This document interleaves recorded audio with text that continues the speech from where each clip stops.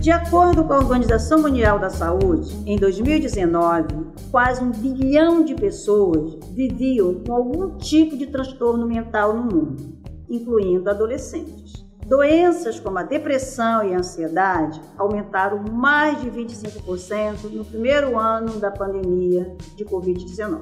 Após a pandemia, a psicologia ganhou ainda mais destaque e aumentou consideravelmente o reconhecimento da importância desses profissionais. Com foco nessa perspectiva, a Universidade de Castelo Branco inaugurou a Clínica Escola do curso de Psicologia. O espaço em Realengo atende a população da Zona Oeste e as consultas são realizadas pelos estudantes dos últimos períodos do curso sob a supervisão de professores especializados. O SPA, como é conhecido o espaço, foi pensado de uma maneira muito cuidadosa para proporcionar aos estudantes de psicologia a experiência, a vivência do contato direto com o público, obviamente orientado e com supervisão de especialistas. Além do atendimento à comunidade, o espaço oferece também avaliações neuropsicológicas e o melhor, com preços acessíveis a toda a população. Da Universidade de Castelo Branco, o CB em Foco de hoje é sobre o Serviço de Psicologia Aplicada, o Espaço de Atenção à Saúde Mental da Zona Oeste. Neste episódio, você vai conhecer o trabalho de inúmeros estudantes e professores que mudam a vida dos moradores da comunidade no entorno da instituição. Para falar desse assunto, nós convidamos a professora e psicóloga Gabriela Bastos Soares, que é mestre e doutora em saúde coletiva e coordenadora do curso de psicologia da UCB. Seja muito bem-vinda, professora, e muito obrigada pela participação. Eu que agradeço essa oportunidade de estar falando sobre esse espaço que é tão importante na formação dos psicólogos.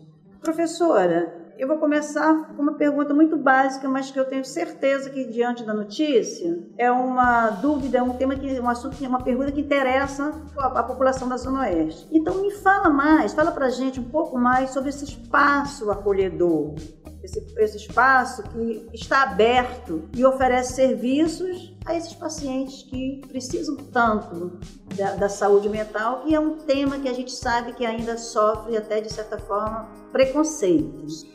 O Serviço de Psicologia Aplicada, que é o SPA, né, daqui da Castelo Branco, ele é um espaço que foi pensado com muito carinho para ser um lugar muito aconchegante para trazer essas pessoas daqui da Zona Oeste para o atendimento psicológico, né? A gente percebe aí ao longo desses últimos anos, com a pandemia, uma maior valorização da psicologia e do atendimento psicológico como algo importante para a saúde mental das pessoas. Como você mesmo já falou, a gente teve um agravamento da situação da saúde mental de diversas pessoas em função da pandemia, né? Acho que a gente depois pode falar um pouco mais sobre isso, mas que é necessário ter esse atendimento para que essas situações não piorem, as situações onde gere de alguma forma o sofrimento para as pessoas não chegue a um agravamento que seja necessário outros tipos de intervenções mais complexas, né? Então, o suporte psicológico, ele pode ser dado em diversos níveis para as pessoas, tanto para a criança, como para o adolescente, como para o adulto, para os casais, né? A gente sabe que na pandemia muitos casais entraram em crise porque aquela convivência do dia inteiro dentro de casa que a gente não tinha porque trabalhava, sempre tinha alguém na rua, então se gerou muita crise entre os casais também, entre as famílias também. Tudo isso a gente ainda tem repercussão hoje, né? Então, o que a gente viveu com a pandemia em 2020, a gente ainda sente no desenvolvimento das pessoas. As crianças, por exemplo, que deixaram de ter a oportunidade de estar socializando com outras crianças, de estar na praça, de estar na escola, de estar tendo relação com outras pessoas, ficaram isoladas em casa. Isso a gente hoje gera uma demanda de crianças que são viciadas em televisão, viciadas em jogos eletrônicos e várias questões que geram consequências psíquicas para a nossa vida. E que também tem questões aí do desenvolvimento que são afetadas. Então, o psicólogo vai dar esse suporte para essas pessoas das mais variadas faixas etárias, né? O nosso SPA, ele atende a criança, o adolescente, o adulto, o idoso, né, que esteja precisando desse apoio psicológico, assim como faz a avaliação neuropsicológica também, que é uma demanda muito atual. Muitas escolas solicitam que seja feita a avaliação neuropsicológica dos alunos e é um serviço que geralmente na rede privada ele é muito caro, né? E aqui, como é uma clínica social que está vinculado ao curso de psicologia e a formação dos alunos, termina sendo um valor acessível para que as pessoas possam ter esse parecer sobre a situação do desenvolvimento das crianças. Então, são vários serviços que a gente oferece dentro dessa perspectiva do que o psicólogo atende em termos da clínica, né, que estão sendo desenvolvidos aqui no nosse espaço do SPA. Muito bem, professora, detalhe mais assim, quais são os serviços mais procurados? A senhora acha que hoje as pessoas com essa onda, nesse período pós-pandemia, a senhora acredita que aumentou a consciência das pessoas, da procura por esse auxílio, por essa ajuda psicológica? Sim. Não só aumentou essa consciência, né, de que é necessário buscar uma ajuda psicológica, até porque as pessoas se sentem impossibilitadas de continuarem a viver com o mínimo de qualidade de vida, né? Quando você entra numa depressão mais profunda, quando você começa a ter uma crise de pânico, quando você não consegue mais se relacionar com as pessoas, e isso gera vários mal-estares que colocou a psicologia muito em foco. Além disso, a gente teve também, com essa perspectiva da pandemia, a gente teve muito esse entendimento de que psicologia não é coisa de maluco. Fazer terapia não é coisa de maluco. Fazer psicoterapia é fazer com que você possa melhorar determinadas questões na sua vida que são importantes de serem trabalhadas e que o psicólogo vai poder ajudar nesse sentido, né? Então, desmistificou também muito o que é esse atendimento psicológico, né? A pandemia, com o fato de ter tido um agravamento da situação da saúde mental das pessoas, por um lado, e de se colocar mais em foco o papel do psicólogo nesse processo, terminou gerando um melhor entendimento do que é o papel do psicólogo também na vida das pessoas. Muito bem, e é importante você ver a universidade cumprindo esse papel, proporcionando à população esse acolhimento, esse cuidado. Exatamente. Né? E para o aluno também é muito importante, porque é o momento onde o aluno vai estar, de fato, já começando a exercer a profissão dele, com um professor que vai estar auxiliando ele nesse processo. Então, é o aluno que faz o atendimento, mas o aluno leva tudo para a supervisão para ser trabalhado, para ele entender como que ele pode desenvolver melhor. Então, tem um profissional que está acompanhando o aluno que faz o atendimento, que vai dando o suporte necessário para que o atendimento seja o melhor possível. E esse atendimento não é feito por um aluno que está no início do curso, né? O curso de psicologia são 5 anos. Então, a gente tem um aluno que já está há quase 4 anos fazendo o curso de psicologia, já conhece muito sobre o comportamento humano, sobre quais são as questões que afetam a saúde mental das pessoas e que já está, de alguma forma, preparado para estar atendendo as pessoas. Muito bem, professora, fala pra gente, principalmente para a população da Zona Oeste, assim, como é a rotina do espaço, quais os principais serviços, a gente já falou que oferece avaliação e atendimento, o que eles mais procuram? A senhora tem essa informação? Assim? A gente tem uma procura grande atualmente do atendimento para adulto e da avaliação neuropsicológica, mas a gente já tem demandas para várias outras áreas, também tem atendimento infantil e a gente, né, nesse espaço, que hoje são 7 salas praticamente que a gente atende, a gente já está tendo uma demanda tão grande que já estamos começando a fazer a expansão desse espaço com mais 4 salas que estão sendo construídas para o SPA. Então, a ideia é que a gente chegue a ter 12 salas de atendimento. Esses atendimentos ocorrem de 8 da manhã até o final da noite, né, o horário que a instituição fecha, que é às 22 horas. São sessões em torno de 40 minutos, então se a gente colocar aí 40 minutos distribuídos ao longo do dia, né, são muitos atendimentos que são realizados. Por um valor simbólico, a gente entende que a psicologia, que para o funcionamento do próprio paciente é importante que seja cobrado esse valor, mas também existe a possibilidade das pessoas que efetivamente comprovem que não têm condições de pagar qualquer valor pela terapia, que seja aprovado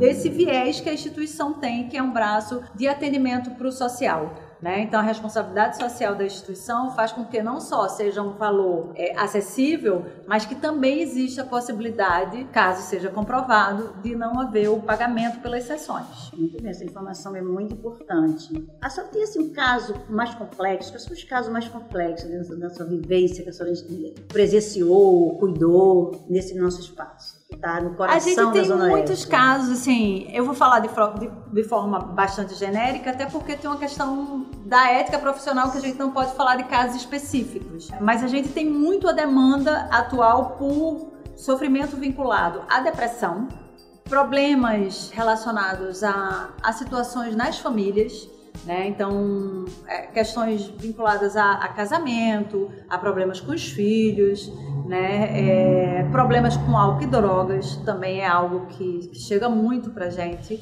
né? E que é também uma fonte de muito mal-estar na atualidade. As síndromes de pânico também têm crescido muito. A gente ficou um pouco inábil com a pandemia, com o isolamento social, de se relacionar com o mundo, né? A ideia do pânico, ela traz um pouco a perspectiva de que a responsabilidade é minha de não conseguir ser suficientemente boa para me desenvolver e mostrar que eu sou capaz ao mundo, né? Então, quando eu assumo essa responsabilidade, eu posso adoecer exatamente porque me considero incapaz de responder às demandas do mundo. Então, isso gera vários problemas, como a síndrome de pânico, que tem aumentado de uma forma muito significativa. Então, atualmente, a gente tem muitas questões vinculadas a esses aspectos. A depressão, o pânico, questões familiares, questões vinculadas também ao emprego, né? Muita gente que perdeu o emprego, que está desempregado, que não vê muita perspectiva de vida. Então, muitas questões que chegam hoje no nosso SPA passam por essas questões. A senhora tocou em um ponto que me veio à cabeça e eu acho oportuno discutir com a senhora. A senhora falou da questão de um dos casos que a gente sabe que é muito comum nos consultórios de psicologia, nos atendimentos psicológicos, a questão da dependência química. Eu queria a sua opinião. Há pouco tempo a prefeitura, o governo municipal decretou, não sei se a senhora internação compulsória. Exatamente, essa questão da interação. Mas eles voltaram atrás, graças a Deus. Queria que a senhora falasse um pouco disso e a questão, porque a gente sabe que dependência química é saúde pública. Sim. E muitas vezes a gente presencia, fala assim, a gente vê o dependente químico como se fosse a sociedade, por falta de conhecimento. Como se fosse culpa dele. Como se fosse culpa dele. Poxa, não quer sair, ou usa outros termos até mais pejorativos, quando a gente sabe que é uma força muito maior. O que a senhora me diz sobre isso? É um tema muito delicado, né? De se tratar. A gente não acredita nesse tipo de tratamento como internação compulsória, né? A questão da dependência química é uma questão muito séria e que tem que ser tratada em diversos níveis e com diversos suportes. Então, o ideal é a gente pensar em equipes multidisciplinares que possam efetivamente dar o suporte a essas pessoas. A UCB está se propondo a fazer aqui dentro da nossa instituição um espaço onde a gente possa tratar dessa forma esse tipo de situação, né? Então, a gente está vendo junto com a prefeitura, o governo do estado, com a regional aqui da Zona Oeste, né, da coordenação de saúde daqui da região, para que a gente possa ser um serviço de referência nesse suporte às pessoas que hoje precisam desse apoio, né? Então a gente tem toda uma rede de saúde mental pública que temos na Zona Oeste, que são os CAPs, os Centros de Atenção Psicossocial, né? E mais especificamente o CAPS-AD, que é o CAPS voltado para o álcool e drogas, mas que não consegue dar conta da demanda crescente que a gente tem hoje em relação a esses casos. Então a gente está tentando essa parceria para que a UCB seja então um centro de formação de profissionais vinculados a esse suporte, mas que a gente também possa dar esse tipo de suporte a quem precisa. Olha, esse é um tema assim, que me deixa particularmente muito feliz de saber, porque assim, eu sei que a UCB, a gente acompanha o trabalho de vocês, da UCB como um todo, mas eu acho que isso é uma questão muito delicada e muito necessária,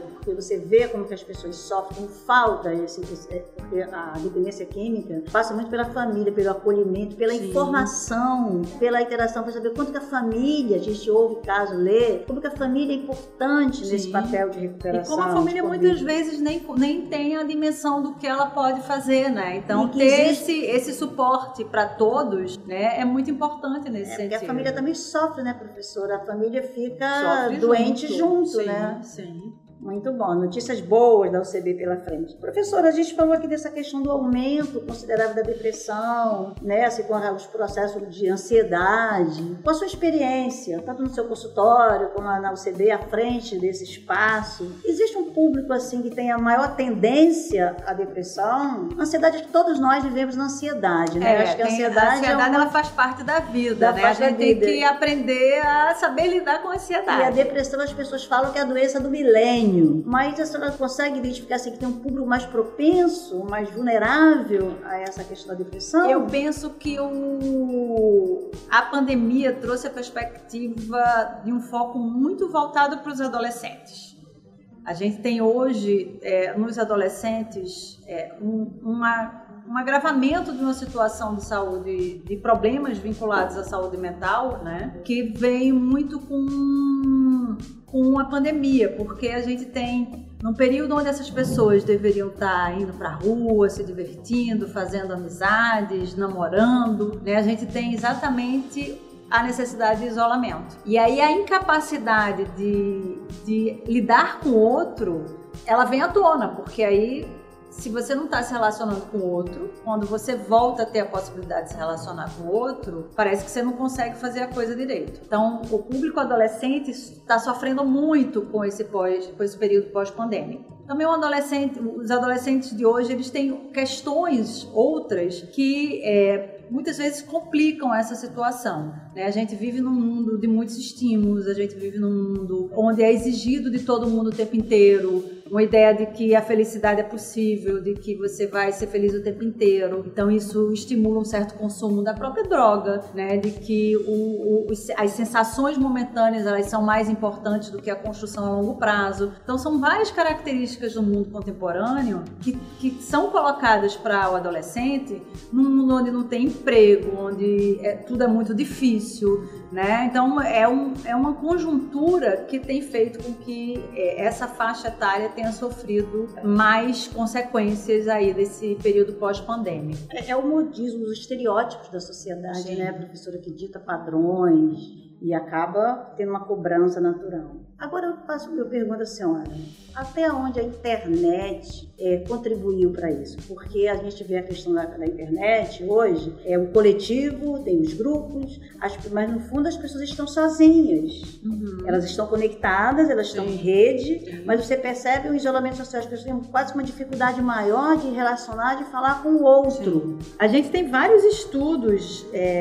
já nesse âmbito, né, da psicologia, que demonstram que não só a internet, as redes sociais, os jogos eletrônicos, tudo isso tem gerado questões bem graves na vida das crianças, né, dos adolescentes mais especificamente. Talvez isso explique o fato do público porque termina gerando uma falta de, vamos dizer, de uma competência relacional, porque você está ali no seu mundo, na sua internet, no seu celular, no seu computador. As pessoas hoje em dia não conseguem mais conversar sem pegar no celular, sem estar ali. Você está com a pessoa do seu lado, mas você está conversando com a pessoa que está do outro lado do mundo, porque está ali conectado na internet. Então, a internet, claro que ela facilita muitas coisas na nossa vida, né, e traz coisas importantes para a nossa vida, mas como apontam todos os estudos, internet, jogos eletrônicos, tudo isso tem que existir um limite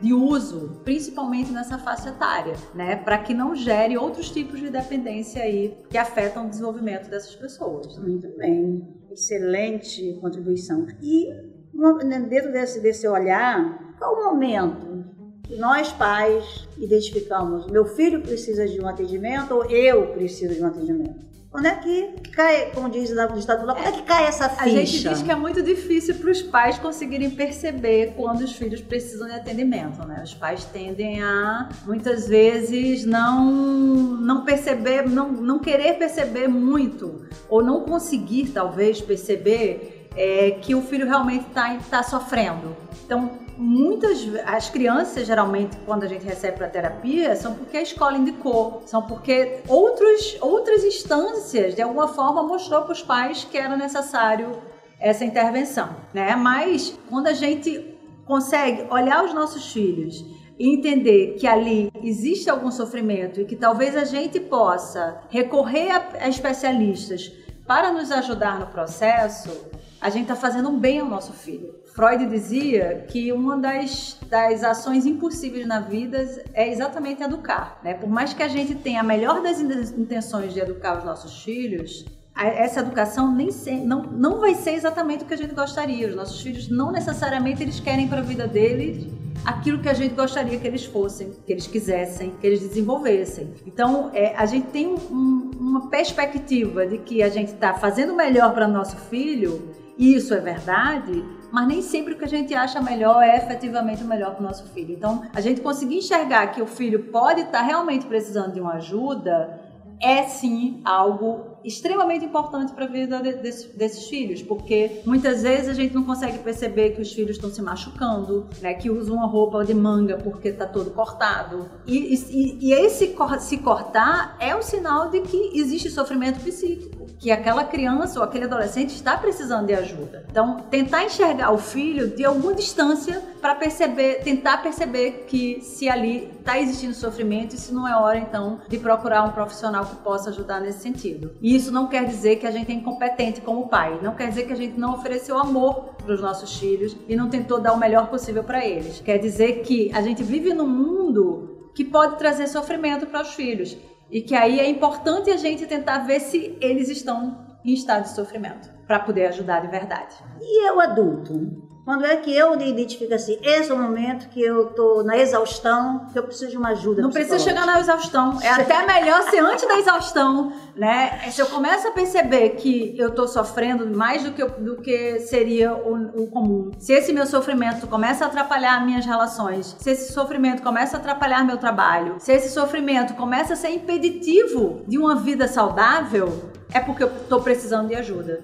E aí, quanto mais cedo a gente tem essa ajuda, né, naquilo que a gente considera como uma atenção primária, né, como antes de que um problema efetivo se instale, mais fácil e mais tranquilo vai ser você lidar com esses problemas e, de alguma forma, superar esses problemas. Muito bem, professora. A senhora já falou excelente as informações, que o atendimento, além dos preços acessíveis, existe a possibilidade para aquelas pessoas realmente que não têm condição nenhuma, uma vez comprovado, tem direito ao atendimento gratuito, isso é muito importante. Agora, eu queria que a senhora me falasse um pouquinho sobre o horário de funcionamento e da importância que a senhora me falou também do aluno da UCB ter esse contato direto com o público, especialmente agora, então, para informar melhor aos nossos ouvintes a questão do horário dos dias e horário de funcionamento, o que a pessoa precisa apresentar para poder ter direito ao atendimento. Precisa se inscrever no SPA para ser atendido. O SPA ele funciona de 8 da manhã às 10 da noite, de segunda a sexta,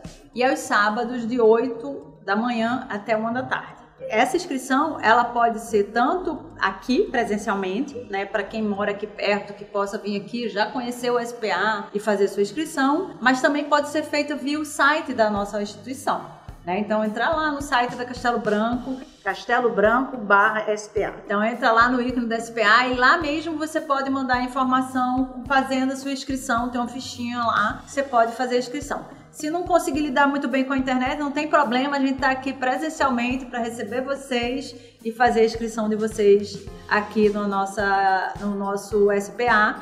A entrada do SPA fica ao lado da entrada principal da instituição, né? Então, a entrada é independente, onde tem um laboratório de análises clínicas, onde tem o nosso serviço de atendimento ao público do curso de Direito e o nosso serviço de Psicologia Aplicada. Então, vai ser um prazer receber vocês aqui E esse processo, ele é não só importante para a comunidade aqui da Zona Oeste, né, porque dá essa possibilidade de fazer a terapia com preços acessíveis e de ter suporte psicológico para que possa, né, tentar ajudar na melhoria da qualidade de vida de toda a nossa população, mas também para os nossos alunos que estão em formação. São pessoas que estão já quase acabando o curso de psicologia, que vão ter a supervisão, que vão ter ali o professor ajudando nos processos para que essas pessoas depois, então, possam abrir suas clínicas, abrir seus consultórios, ir para a rede de saúde mental, né, com um treinamento que é importante aí no processo para o profissional da psicologia. Muito bem, e é o CB de mãos dadas com a comunidade, de portas abertas para a comunidade. Exatamente. Muito obrigada, professora. Eu gostaria que a senhora fizesse então as suas considerações finais. Eu queria convocar, né, não apenas para conhecer o nosso SPA, mas também para conhecer o nosso curso de psicologia. É um curso que é avaliado com nota máxima pelo Ministério da Educação. Então, a gente sabe da qualidade dos alunos que a gente está formando. Formamos a nossa primeira turma agora, né, no final do ano passado, 2023. Então, a gente já está colocando esses profissionais aí no mercado de trabalho. Quem tiver interesse em fazer o curso de psicologia é muito bem-vindo, né? Tanto pessoas que já são formadas em outras áreas, que têm interesse em fazer psicologia como uma formação complementar, como as pessoas que querem fazer uma primeira formação, né? A gente tem vestibular social, a gente tem o vestibular para entrada normal no curso, também transferidos, portadores de diplomas. Então, assim, é um curso que é um curso muito bonito, né? Eu sou muito feliz na psicologia. E entendo que é um curso que ajuda muito a função social da universidade, né? Já que ele pensa nesse suporte às pessoas, na qualidade de vida das pessoas, na promoção de saúde das pessoas. Então, é um convite aí a conhecer não apenas o nosso SPA, mas também o nosso curso de psicologia. Já fiquei até com vontade de fazer uma terceira graduação. Vamos fazer psicologia. Este foi o CB em Foco, podcast exclusivo da Universidade Castelo Branco, disponível na sua plataforma de áudio preferida. Esse episódio contou com a participação e roteiro e produção de Ana Almeida e Elza Calazans, direção e edição de áudio Bruno Silento. Até o próximo episódio.